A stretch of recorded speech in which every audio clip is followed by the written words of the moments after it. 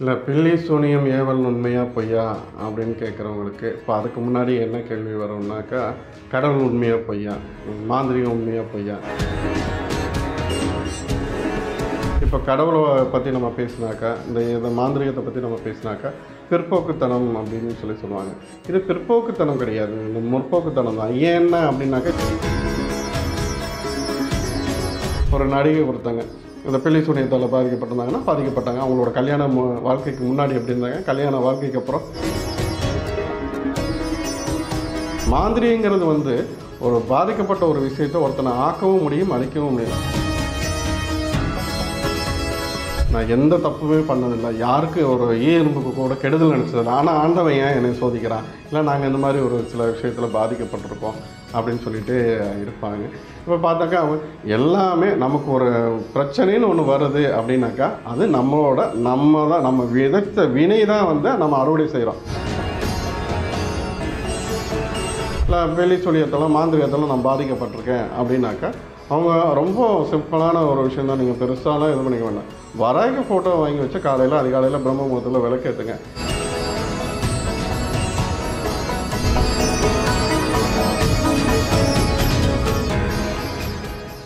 இறை தேடி நேயர்களுக்கு வணக்கம். இன்னைக்கு நிகழ்ச்சியில் நம்ம என்ன பார்க்க போகிறோம் அப்படின்னு பார்த்தீங்கன்னா, பில்லி சூனியம் ஏவல் இதெல்லாம் இருக்கா, உண்மைதானா அப்படின்றத நமக்கு விளக்கறதுக்காக நம்ம கூட இணைஞ்சிருக்காரு வாராகி சித்தர் அவர்கள். அவரை வெல்கம் பண்ணிடலாம். வணக்கம் ஐயா. ஆன்மீக நாடு அனைத்து அன்பர்களுக்கும் வராகி ஆசைப்படுறது மட்டும் வணக்கம். பில்லி சூனியம் ஏவல் இதெல்லாம் சொல்கிறாங்கல்ல, இதெல்லாம் நிஜமாவே உண்மைதானா சார்? இல்லை பில்லி சூனியம் ஏவல் உண்மையா பொய்யா அப்படின்னு கேட்குறவங்களுக்கு இப்போ அதுக்கு முன்னாடி என்ன கேள்வி வரும்னாக்கா, கடவுள் உண்மையா பொய்யா, மாந்திரிகம் உண்மையா பொய்யா அப்படின்னு சொல்லிட்டு ஒவ்வொருத்தருக்கும் ஒவ்வொரு கேள்வி இருக்கும். இப்போது ஒரு சினிமா எடுத்துக்கிட்டாக்கா, ஹீரோ இருந்தால் ஒரு வில்லன் ஒருத்தருக்கு தான் செய்வாங்க. இப்போ கடவுளை பற்றி நம்ம பேசினாக்கா, இந்த மாந்திரிகத்தை பற்றி நம்ம பேசினாக்கா பிற்போக்குத்தனம் அப்படின்னு சொல்லுவாங்க. இது பிற்போக்குத்தனம் கிடையாது, இந்த முற்போக்குத்தனம் தான். ஏன்னா அப்படின்னாக்கா, இவன் என்னடா புதுசாக ஒரு கதையை சொல்கிறானே அப்படின்னு பார்ப்பேன். இப்போ இன்றைக்கி இருக்க சயின்ஸ் எல்லா விஷயத்தையும் சயின்ஸ் மூலிமா நீங்கள் நிரூபிக்கணுங்கிறாங்க. நான் ஏன் முற்போக்குத்தனம் அப்படின்னு சொல்கிறேன்னா, இங்கே சயின்ஸுன்னு ஒன்று தோன்றதுக்கு காரணம், இப்போது பறவையை பார்த்து தான் இன்றைக்கி விமானம் கண்டுபிடிக்கிறத ஆரம்பித்தேன். அப்போது ஏதாவது ஒரு விஷயத்துக்கு ஒரு உந்துதல் சக்தி நமக்கு தேவைப்படுது. இப்போது இங்கே கடவுள் இருக்கானா இல்லையா, மாந்திரிகம் உண்மையாக பொய்யா, இந்த பில்லி சூனியம் இதெல்லாம் அதில் தான் வருது. இப்போது இதெல்லாம் உண்மையாக பொய்யான்னா, சித்தர்கள் இந்த நாட்டில் வாழ்ந்தார்களா இல்லையா, நான் உங்கள்கிட்ட ஒரு கேள்வி வைக்கிறேன். அது உண்மையாக பொய்யான்னு நீங்கள் சொல்லுங்கள். நான் நம்புகிறேன் சித்தர்கள் இருந்தாருங்கன்னு சொல்லிட்டு. சித்தர்கள் நம்புகிறாங்களா, அவர்கள் அது உண்மைதானே, நம்புறதுக்கும் உண்மைக்கு நிறைய இருக்குல்ல. இப்போது சித்தர்கள் வாழ்ந்தது உண்மை. அப்போது சித்தர்கள் தான் இந்த லோகத்தில் இந்த ஆயக்கலை 64ஐயும் கொடுத்தது யாருன்னு கேட்டாக்கா சித்தர் பெருமக்கள் தான். இதில் ஒரு விஷயந்தான் மாந்திரிகங்கிறது. மற்றபடி எல்லாம் அவங்க பாடி வச்ச பாடல்கள் இது எல்லாமே மருத்துவம் சரி, மாந்திரிகம் சரி, இந்த மைவித்தியும் சரி, அனைத்து விஷயங்களும் சரி எங்கே கொடுத்துருக்காங்க, சித்தர்கள் தான் கொடுத்துருக்காங்க. இல்லாமல் ஒரு விஷயம் எப்படி தெரியும், இப்போது மருத்துவத்தையே முதல்ல நம்ம இன்றைக்கி நம்ம ஹாஸ்பிட்டல் போகிறோம், அன்றைக்கி யார் எங்கே போனால் ஒரு மூலிகை கசக்கி தேய்ச்சிட்டு போவோம், அவனோட பிரச்சனை தான். ஒரு மூலிகை எடுத்து கொடுப்பாரு, சித்தர் கொடுப்பாங்க, அவங்களுக்கு உண்டான பிரச்சனையை தீர்வாகும். இப்படி எல்லாத்துக்குமா இன்றைக்கும் இருக்கிற இந்த சித்த வைத்தியங்கிறது மிகப்பெரிய. இப்போ இந்த கொரோனா வந்த போது கூட எல்லாராலையும் முடியாத ஒரு விஷயத்தை இந்த சித்த வைத்தியம் தானே இங்கே தமிழ்நாட்டில் பெருசாக கை கொடுத்து காப்பாற்றிட்டு இருந்துச்சு.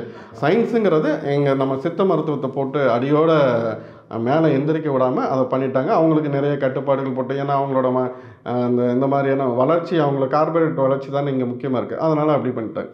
இப்போ சித்தர்கள்னு எடுத்துக்கிட்டாக்கா அவங்க தான் இத்தனை விஷயத்தையும் கொடுத்தது யார்.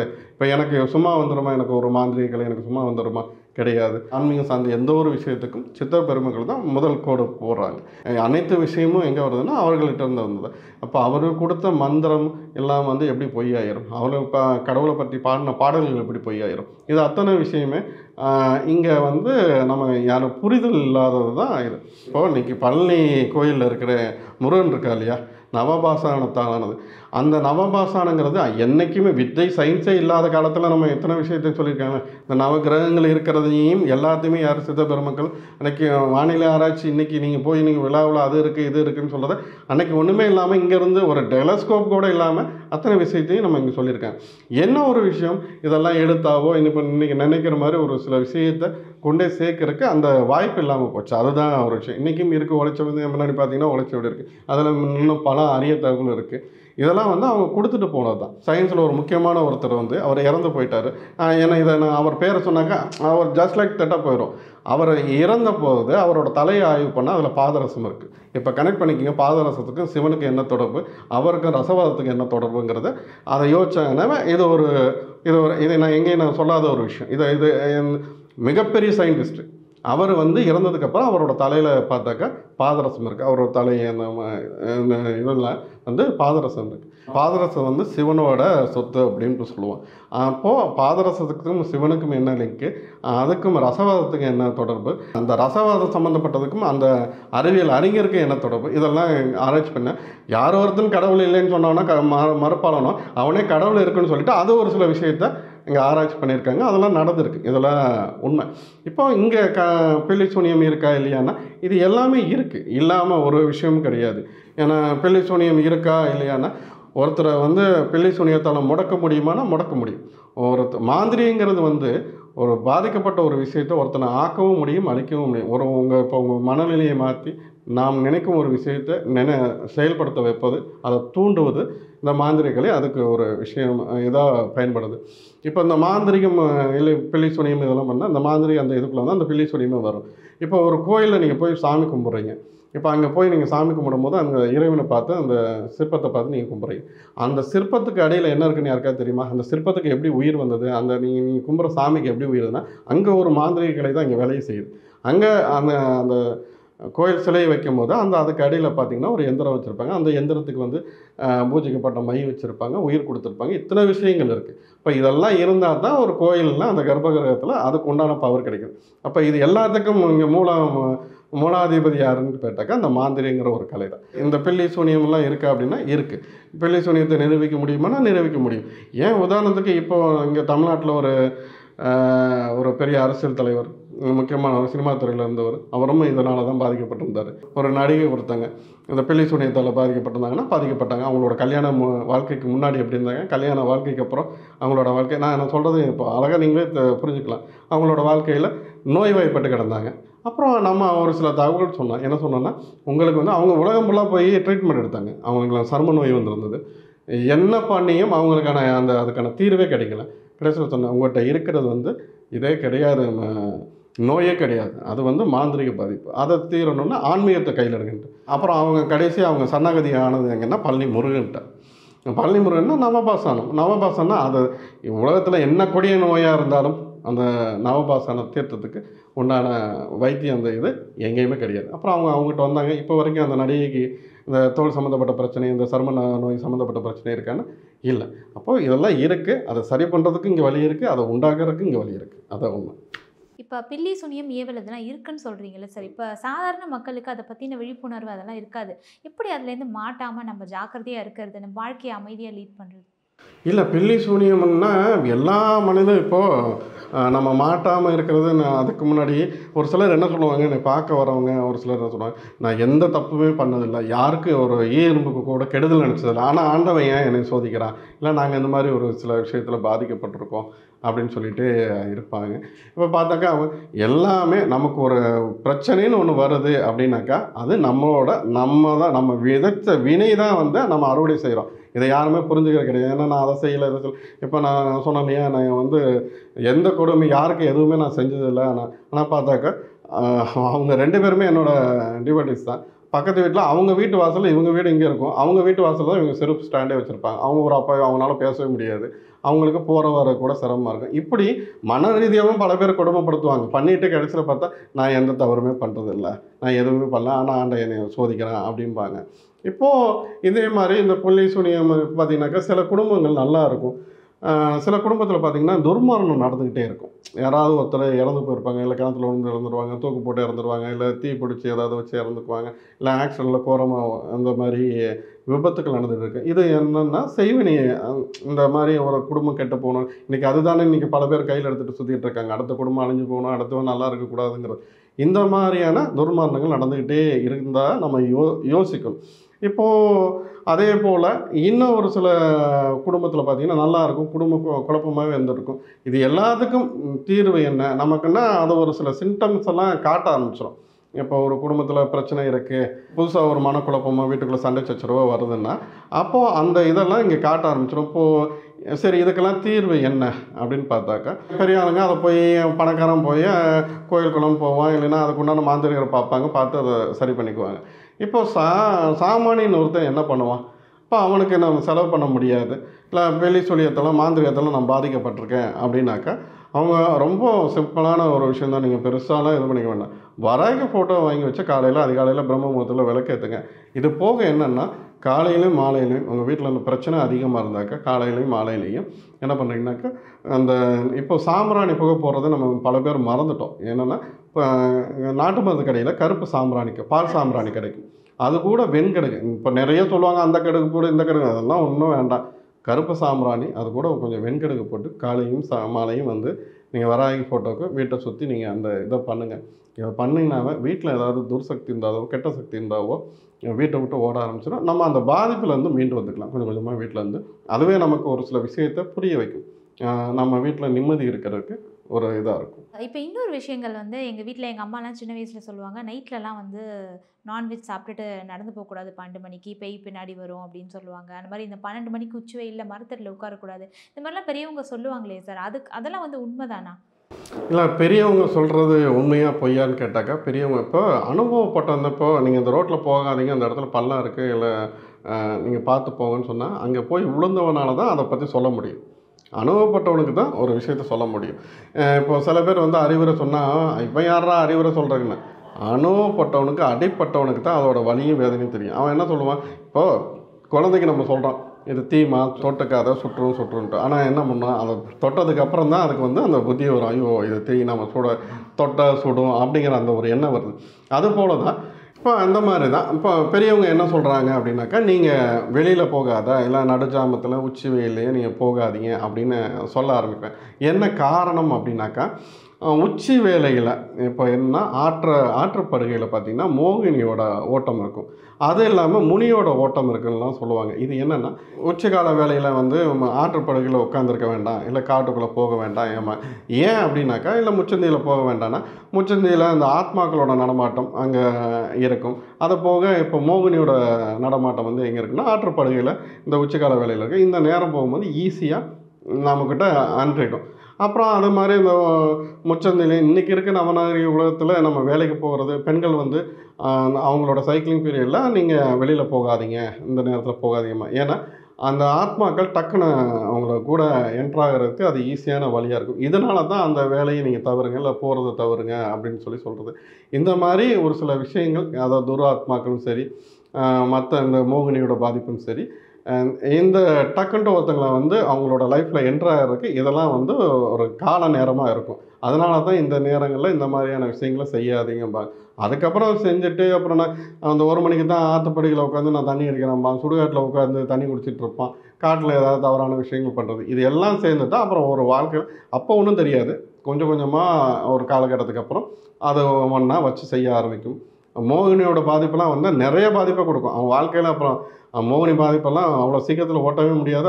அது கொடுக்குற பாதிப்புங்கிறது வெளியிலையும் சொல்ல முடியாது. அதெல்லாம் நிறைய பேர் பட்டுட்டு இருப்பாங்க. அப்புறம் பட்டதுக்கப்புறம் தான் தெரியும் மோகினியோட பாதிப்பு எப்படி இருக்குங்க. ஒரு சிம்பிளாக ஒரு இது சொல்லிடுறேன், அது பேசுனா ஒரு எபிசோடாக இருக்கும். மோகினியோட பாதிப்பு ஒருத்தனுக்கு இப்போ அந்த உச்சிக்கால வேலையில் போய் ஒரு ஆற்றுப்படையில் உட்காந்து தண்ணி அடிக்கிறதோ, ஒரு தவறான வேலை செய்கிறதோ, ஏதோ ஒரு விஷயம் பண்ணி மோகினியோட பாதிப்பு வந்துட்டாக்கா நீங்கள் பார்த்தீங்கன்னா ரொம்ப ஒல்லியாக இருப்பான். என்ன தான் சாப்பிட்டாலும் அவன் 100 கிலோவுக்கு உண்டான சாப்பாடு சாப்பிட்டாலும் ஒல்லியாக இருப்பான். அதனால் என்ன சாப்பிட்டாலும் அவன் உடம்பே போடாது, ஆகவே மாட்டான். நீங்கள் என்ன தான் உலகத்தில் உள்ள ட்ரீட்மெண்ட் எடுத்து பாருங்கள், வாய்ப்பே கிடையாது. அதனால் அந்த உடம்பு பழைய உடம்பு வருமானம் வராது. இதில் வந்து இதோட நம்ம போயிடுவான். அவன் ஒரு இல்லற வாழ்க்கையில் வாழ முடியும்னா முடியாது. மனைவியோடு சேர்ந்து இருக்க முடியுமானா பிரித்து விட்டுரும். இந்த மாதிரி நிறைய பிரச்சனைகள் கொடுக்கும். இதுக்கு தான் பெரியவர்கள் ஒரு சில விஷயத்தை ஒரு சில நேரங்களில் செய்யாதீங்கன்னு சொல்லுவாங்க. இதுதான். இப்போ பேய் பிடிக்கிறது அப்படின்னு பார்த்தா, ஒருத்தவங்களுக்கு பேய் பிடிச்ச உடனே அவங்க திடீர்னு அவங்களுக்கு தெரியாத மொழியிலலாம் பேசுகிறாங்க, அவங்களுடைய அந்த நடவடிக்கையிலே வந்து ஒரு அபரிதமான மாற்றம் வருது. இதெல்லாம் நிஜமாலே உண்மையா, இல்லை அது மனதளவில் பாதிக்கப்பட்டதுனால அந்த மாதிரி பண்ணுவாங்களா? இல்லை, இப்போ பேய் பிடிச்சாக்கா அவங்க மனநிலை மாறிடுது, அவங்க அப்நார்மலாக இருக்காங்க அப்படின்னு சொல்கிறீங்க. இப்போ நீங்கள் சொல்ல வர்றது என்னென்னா, அது ஒரு மனநோய்ங்கிற மாதிரி நீங்கள் சொல்ல வர்றீங்க. இப்போ பேய் பிடிச்சவங்களுக்கும் மனநோய்க்கும் என்ன விஷயம்னா, இன்றைக்கி இருக்க காலகட்டத்தில் எல்லாருக்கும் மனநோய் இருக்கான்னா, இன்றைக்கி எல்லாருக்குமே மனநோய் இருக்குது. ஏன்னா எல்லாமே இன்றைக்கி பிஸ்னஸ்ஸு ஸ்ட்ரெஸ்ஸு அதில் அப்படியே ஓடிக்கிட்டே இருக்காங்க. அவன் எல்லாத்துக்குமே பிரச்சனை இருக்கா, அவனுக்கு அந்த மன அழுத்தம் இருக்கான்னா இருக்குது. இப்போ இதுக்கும் பேய் பிடிச்சிருக்கும் லிங்க் இருக்கான்னா அது கிடையாது. இப்போ ஒரு சிலர் வந்து நான் நேர விடயத்துக்குள்ளே வரேனே, இங்கே உங்களுக்கு எங்கே சந்தேகம் வருதுன்னா பேய் பிடிச்சிருக்கா, இப்போ அது பேய் பெண்களுக்கு தான் பிடிக்குமா இல்லை ஆணுக்கு பிடிக்காதா அப்படின்னு. பேய் எல்லாத்துக்குமே தான் பிடிக்கும். இங்கே என்னென்னா பெண்களுக்கு பிடிக்குதுன்னா அதுக்கு ஒரு சில காரணிகள் இருக்குது, அதனால் ஈஸியாக அவங்கள்ட்ட அண்டிடுது. இதே மாதிரி ஆண்களுக்கு பிடிக்குதுன்னா ஆண்களுக்கு பிடிக்குது. நான் அந்த மோகினியோட பாதிப்பெல்லாம் நான் சொன்னேன். இப்போது இங்கே எல்லாத்துக்கும் ஒரு கேள்வி இருக்குது. ஒரு அப்நார்மலாக ஒருத்தன் மனுஷன் வந்து மாறிடுறான், எப்போ மாறுறான்? ஒருத்தனுக்கு பேய் பிடிச்சிருக்கு, ஒரு ஆத்மா கோளாறு உள்ளுக்குள்ளே இருக்குது அப்படின்னாக்கா அவன் அப்நார்மலாக மாறிடுறான். இங்கே பலர் என்ன சொல்கிறாங்கன்னா, அவன் பேய் பிடிச்சிருக்கு, அவன் ஹிந்தியில் பேசுகிறான், தெலுங்கில் பேசுகிறான், அதெல்லாம் உண்மை கிடையாது அப்படின்னு சொல்லிட்டு. சரிங்களா? எனக்கு ஒரு 3 லாங்குவேஜ் தெரியும். சரியா? இப்போ ஒரு உதாரணத்துக்கு ஒரு விஷயத்தை நான் சொல்ல போகிறேன். இங்கேருந்து நான் சிங்கப்பூர் போயிருந்தேன். இப்போ போன மாதம் நான் ஒரு பிரச்சனைக்காக என்னை கூப்பிட்டுருந்தேன். என்னோடய டிவைஸ் வந்து சிங்கப்பூரில் இருக்காங்க.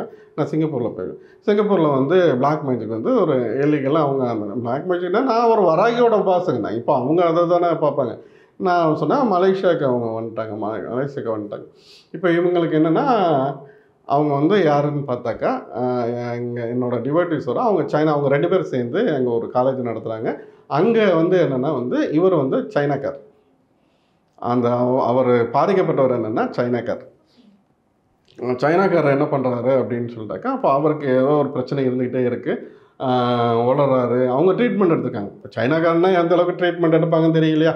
ட்ரீட்மெண்ட் எடுத்தாங்க. எந்த இதுக்கும் பிரச்சனைக்கு சொல்லலாம். அமாவாசை பௌர்ணமிக்கு ரொம்ப உக்ரமாக இருக்குது, பிரச்சனை இருந்துக்கிட்டே இருக்குது, அவர் சம்மந்தமே இல்லாமல் பேசுகிறாரு, ஒரு லாங்குவேஜில் எதுவும் பேசுகிறாரு அப்படின்னு சொல்லிட்டு அங்கே புலம்புறேன். இத்தனைக்கும் என்னென்னா அவர் பேசுகிற லாங்குவேஜ் என்னன்னு கேட்டாக்கா உங்களுக்கு எப்படி தெரியும்னு இப்போ அந்த ஒரு கேள்வி வரும். உங்கள் நண்பருக்கு எப்படி தெரியும் அவர் என்ன லாங்குவேஜ் அவங்க என்னென்னா வந்து அங்கே இருக்கிறவர் என்னென்னா அவர் ஹிந்திக்காரர். இப்போது இவங்க சொல்லி நான் இங்கே போகிறேன். இங்கே போய் என்ன பார்த்தாக்கா என்ன விஷயம்னா, அந்த மனிதர் என்ன பண்ணுறாரு அப்படின்னாக்கா, அவர் நல்லா இருக்கார். திடீர்னு பார்த்தாக்கா கொஞ்சம் அந்த பேய் பிடிச்சா அவங்களுக்கு உட்கார வச்சா, இப்போ நம்ம பூஜையில் உட்கார வச்சோன்னா ஆட ஆரம்பிக்கும். எங்கேருந்து வந்தால் என்ன ஏதுங்கிற எல்லா விஷயத்தையும் கேட்க ஆரம்பிச்சோம். எங்கே எப்போ பிடிச்சோன்னு முதற்கொண்டு எல்லாமே சொல்ல ஆரம்பிச்சோம். அவர் வந்து என்ன பேசுகிறாரு அப்படின்னா, என்ன மொழி பேசுகிறாருன்னா தமிழ் பேசுகிறார்.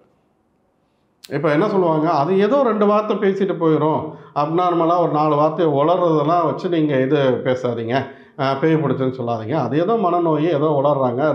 அவங்களாம் கிளியராக ஃபுல் அண்ட் ஃப்ளூயன்சியாக வந்து எதுவும் சொல்ல மாட்டாங்க, சொல்ல முடியாது அப்படின்னு. இப்போது அவர் சைனாக்காரரு, அவர் பேசுகிற மொழி என்னன்னு கேட்டாக்கா தமிழ்.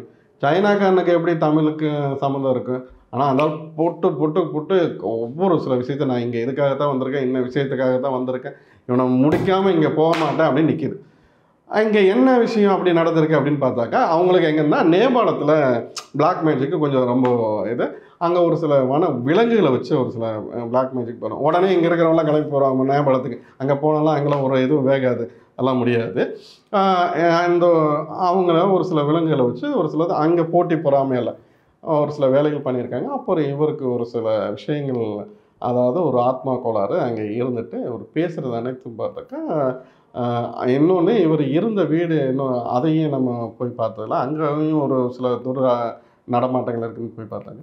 அங்கே என்னன்னா ஒரு தமிழ் குடும்பம் அங்கே வாழ்ந்துருக்கு. ஒரு பையன் அங்கே சூசைட் அட்டன் பண்ணிட்டான்.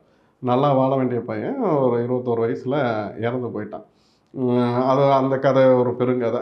அந்த இறந்து போயிட்டான். அந்த இதில் தான் இவங்க போயிருக்காங்க.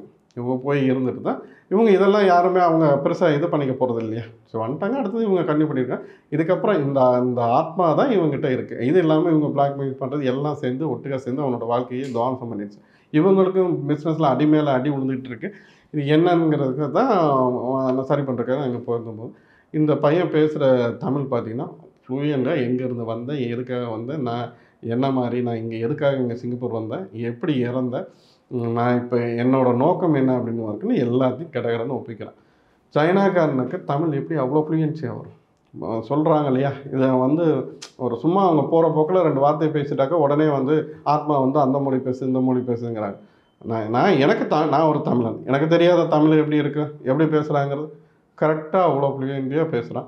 அதை சொல்லி அப்புறம் அந்த விஷயத்தை சரி பண்ணி அவனோட அந்த கட்டை உடச்சி அவன்கிட்ட வந்து அந்த ஆத்மாவை வெளியேற்றி அது இல்லாமல் அவங்க பிளாக் மேஜிக் அவங்க அதில் பாதிக்கப்பட்டது எல்லாத்தையுமே உடைச்சி அவனை ரெடி பண்ணி அதுக்கப்புறம் அந்த ஃபார்மாலிட்டிஸ் எல்லாம் முடிஞ்சதுக்கப்புறம் மறுபடியும் அவன் தெளிவாகி ஒரு நல்ல மனுஷனாக உட்காரான். ஒரு ஒரு 10 நிமிஷத்தில் ரெடி ஆகிட்டான். அந்த பூஜை முடிஞ்சதுக்கப்புறம் ரெடி ஆகிட்டான். அதுக்கப்புறம் தமிழ்னா என்னன்னே அவனுக்கு தெரியல.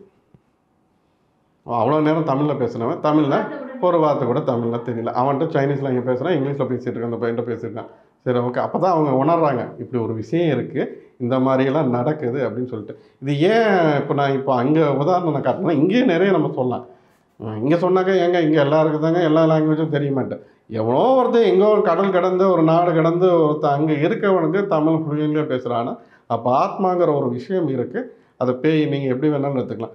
அது ஒரு விஷயம் இருக்குது. அது ஒருத்தருக்குள்ளே புகுந்தால் அது என்னென்ன வேலை செய்யும், என்னென்ன பண்ணுங்கிறத இதை ஒரு உதாரணத்துக்கு தான் நான் சொல்கிறேன். அப்போ இதிலேயே புரிஞ்சுக்குங்க பேய் இருக்கா இல்லையா, ஆத்மா இருக்கா இல்லையா அப்படிங்கிறது. இப்போ பேய் பிடிச்சா என்ன பண்ணுவாங்க, எதனால் பேய் பிடிக்குது, இதெல்லாம் சொன்னீங்கல்ல சார். இப்போ இறுதியாக வந்து வாராகி அம்மனை கும்பிட்டா இந்த மாதிரி பாதிப்புகள்லாம் நம்மளை அண்டாது அப்படின்ற மாதிரி இருக்கா சார்? இல்லை, வராகி அம்மனை கும்பிட்டா இந்த மாதிரி பிரச்சனைகள் வராதா அப்படின்னு பார்த்தா, பேய் குளார் வராதா அப்படின்னு பார்த்தாக்கா, நீங்கள் வராகி அம்மனை கும்பிட்றதே ஒரு பாக்கியம்தான். நீங்கள் வராகி அம்மனை கும்பிட்டா எனக்கு பேய் பிடிச்சிருக்கு, இல்லை என் வீட்டில் ஆத்மா நடமாட்டம் இருக்குது, துர்சக்தி நடமாட்டம் இருக்குது, இல்லைன்னா நான் செய்வினையால் பாதிக்கப்பட்டிருக்கேன், எனக்கு வேறு வழியே இல்லை. இப்போது என்கிட்ட வர டிவைடர்ஸ்லாம் நான் என்ன சொல்லுவேன்னா, எனக்கு செய்வினையால் பாதிக்கப்பட்டிருக்கேன், எனக்கு செலவு பண்ணுறதுக்கே எனக்கு காசு இல்லை, எனக்கு ரொம்ப கஷ்டப்படுறேன், என்னோடய தொழில் முடங்கி போச்சு, பணம் இழந்துட்டேன் அப்படின்னு சொல்லிட்டு அதுக்கு ஏதாவது தீர்வு. நான் சொல்கிற ஒரே ஒரு விஷயந்தான், எல்லாம் நீ பாரு, உன்னை முடியலை, அதுக்கு மேலே முடியலைன்னா மட்டும் என்கிட்ட வா. நான் சொல்கிறது வராகி அம்மன் ஃபோட்டோவை வீட்டில் வாங்கி வச்சு வழிபாடு செய்யுங்க. டெய்லி நான் சொல்கிறது காலையில் பிரம்ம முகூர்த்தத்துலேயும் இரவு 7:30 மணிக்கு மேலேயும் சுத்தமான தேங்காய் எண்ணெயால் விளக்கேற்றுங்க. அது செக்கில் ஆட்டின எண்ணெயில் நீங்கள் விளக்கேற்றுங்க. அது போக இந்த மாதிரி நான் செய்வினையால் பாதிக்கப்பட்டிருக்கேன், இல்லை ஆத்மா கோளாறு இருக்குது, துர்சக்தின்னு என்னோடய வீட்டில் இருக்குது அப்படின்னாக்கா, நீங்கள் கருப்பு பால் சாம்பிராணியை வாங்கி அது கூட வெண்கடுகு போட்டு நீங்கள் வீட்டில் நீங்கள் வராகி ஃபோட்டோக்கும் சரி வீட்டை சுற்றியும் சரி இந்த புகையை நீங்கள் தூபம் போடும்போது வீட்டில் எந்த துர்சக்தியும் இருக்காது. வீட்டில் இருக்கிற துர்சக்திகள் வீட்டை விட்டு ஓட ஆரம்பிக்கும். இந்த பேய் ஆத்மா கோளாறுகள் வந்தாலும் அந்த வீட்டை அண்டாது. இது ஒரு கவசமாகவும் வராகி உங்கள் வீட்டை ஒரு கவசமாக இருந்து பாதுகாப்பேன். அதனால் நீங்கள் இதுக்காக நான் ஒருத்தட்ட போய் பெருசாக செலவு பண்ணி தான் எனக்கான அந்த தீர்வு கிடைக்கணுமாங்கிறதுலாம் கிடையவே கிடையாது. வராகியை நம்புங்க, நான் சொன்ன விஷயத்தை மட்டும் பண்ணுங்கள்.